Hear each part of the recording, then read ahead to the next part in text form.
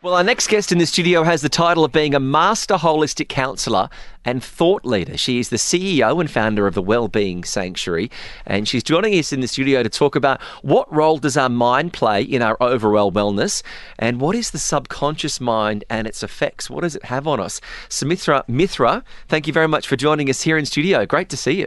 Thank you so much. This is a topic not a lot of people talk about, is it? Absolutely. The power of the subconscious mind. Absolutely. They think it's a myth.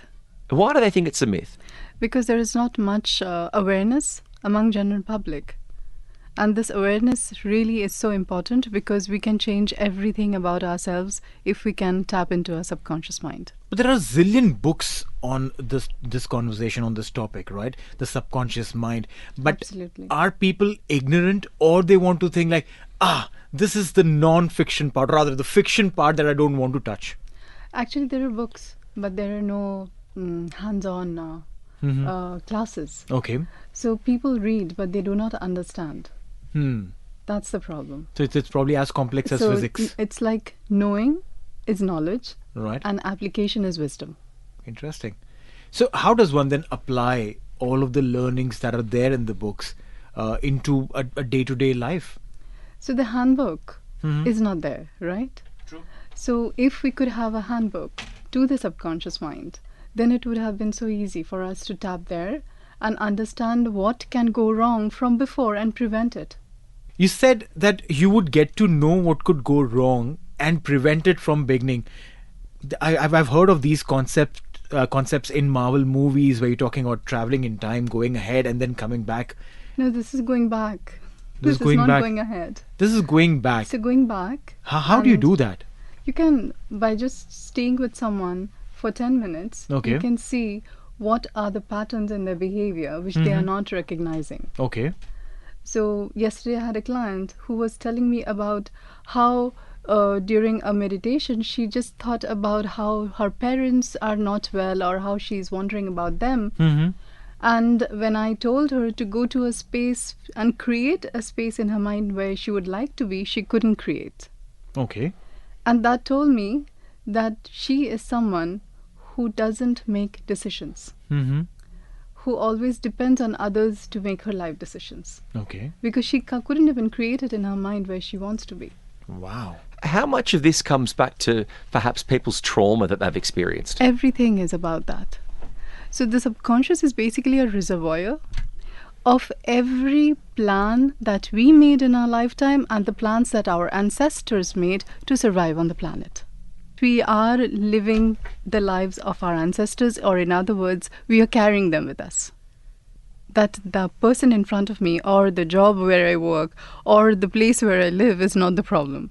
The problem is me, because wherever I go, I'm carrying it inside of me, right? Kitch, you're Yeah. the problem, man. Of course I'm the problem. I've never said I'm not the problem. So wherever we will go, we'll carry it inside of us because it's in our subconscious. So how I see it, how I understand the subconscious, it really is very helpful for us to survive on the planet. So all the rules are there.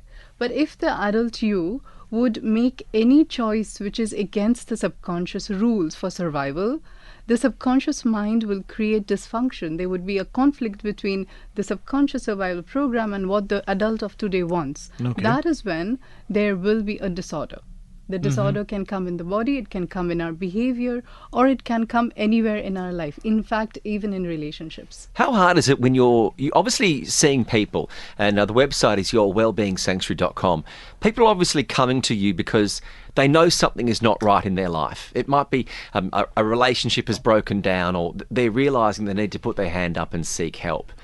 But how hard is it when people have to realise that to get better or to get where they want to be, it's going to take a lot of hard work and there's no quick fix? That is a challenge always, because people come to us when they have tried everything, right? They don't come to us as the first choice.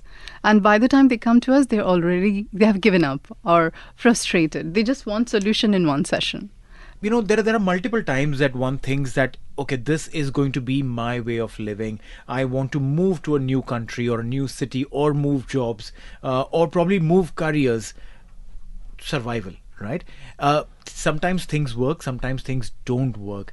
do you then blame it to your subconscious, or do you blame it to your conscious that you couldn't really connect with your subconscious and take that decision? It's not about blaming. We would never get to the point where we want to go by blaming anyone. So Okay. first is taking responsibility. Okay. The first step to get over anything is taking responsibility. Perhaps I am not aligned with my subconscious survival programs. That's a responsibility we take. And then we look deeper and acknowledge what is the program, and then we can overwrite it. It's a program. We are all artificial intelligence with a little bit of sentiments and emotions.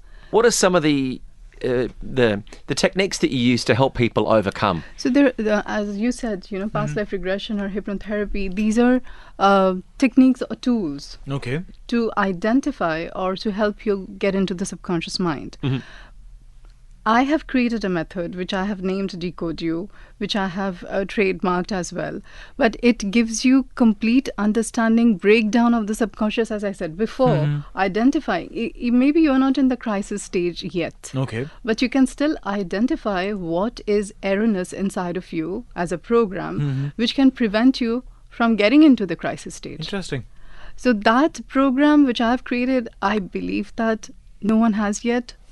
Which I have created, I believe that no one has yet. I mean, as of now, I have done a lot of work on myself and a lot of studies as well, but I couldn't get to this until now. How would you recommend it? People have got a challenge in their life.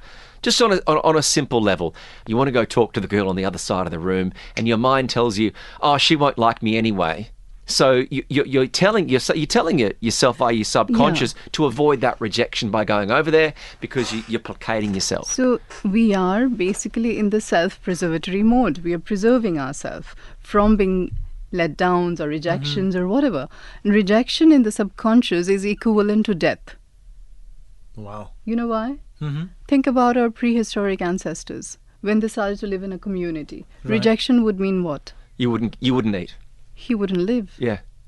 So our mind is strongly attached to those fears where rejection is equivalent to death. We need to overwrite it according to the context of today, right? It's not death anymore, and it's okay to be rejected. Without self-awareness, there is no self-evolution. We are all in a state of trance, basically. Okay.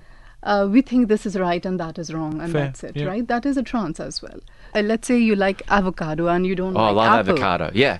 Let's say you don't like apple, but don't you ever wanted to know why you don't like it or why you like it? Yeah. Like simple things about yourself. Like, for example, I'll be honest, I really don't like people touching me.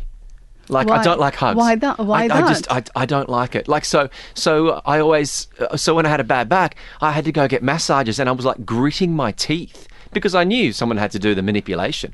But I mean, I'm like sweating with my pores because I just have this, I just And can't stand it. Can you imagine a little baby? Yeah. Touch is everything, right? Yeah. Touch is love. And you are rejecting it. It has to do a lot about what you went through. Okay. I'm going to call Mum after the show.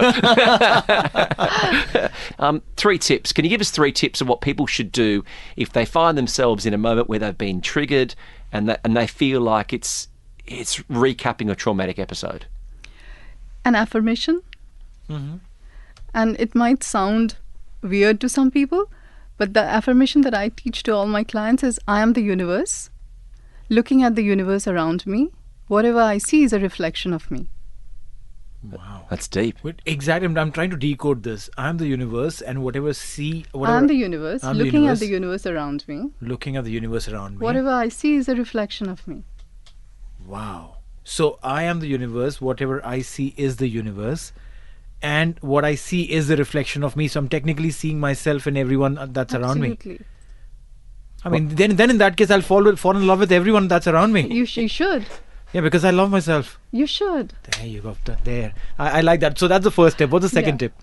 Once you see the reflection, you have to know how, or you have to learn how to identify the reflection. Okay. The reflection is not like someone is stealing and you are a thief as well. That's not the reflection. Right. The reflection is actually what they are triggering in you. Okay. So through their behavior, the people around you will behave in a certain way. Right. Either they will create pleasure in you or pain in you. True. And when we feel pleasure, Mm-hmm. we will like them, we will seek it, And when we feel pain, we will run away from them. But that is the actual trial, right? Actual test is when we are going through our pain. So how do I identify that pain? So the next stage of the affirmation is whatever is pleasurable is a reflection of what I accepted in me. Okay. And whatever is painful is a reflection of what I rejected in me. Mm-hmm. So by identifying the pain, you can also identify what you rejected in yourself. And then the whole process of healing is embracing what you had rejected.